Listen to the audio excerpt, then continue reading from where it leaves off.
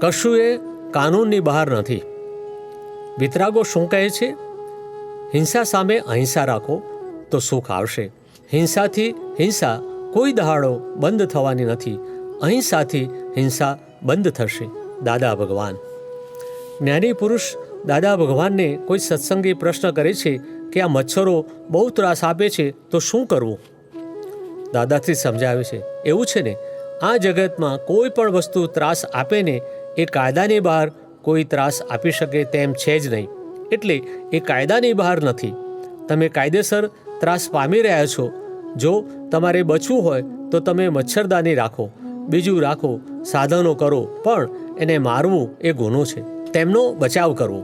મારવાથી આપણી અધોગતિ કરે, કારણ કે એ ત્રાસ પામે છે. તે તો ભગવાનને પણ કહેડ્યા હતા ને. મહાવીર ભગવાનને તો બહુ કહેડ્યા હતા. હિસાબ ચૂક્યા વગર રહે નહીં ને. એટલે એક મચ્છરું અડે છે એ ગપ્પું નથી. એને પાછું અહીં આગળ પગે અડવું હોય તો એ ના અડાય. અહીં હાથે અડે ત્યારે જ મેર પડે. આ જ જગ્યાએ આટલી બધી ગોઠવણવાળું જગત છે. જગત કંઈ ગપ્પું છે? બધું કાયદેસર રીતે ચાલે છે અને પાછું નિયમસર. આ બધું હું જાતે જોઈને કહું છું. દાદા કહે છે કે આ જગતમાં કોઈ તમને દખોદખલ કરી શકે એવી સ્થિતિમાં જ નથી.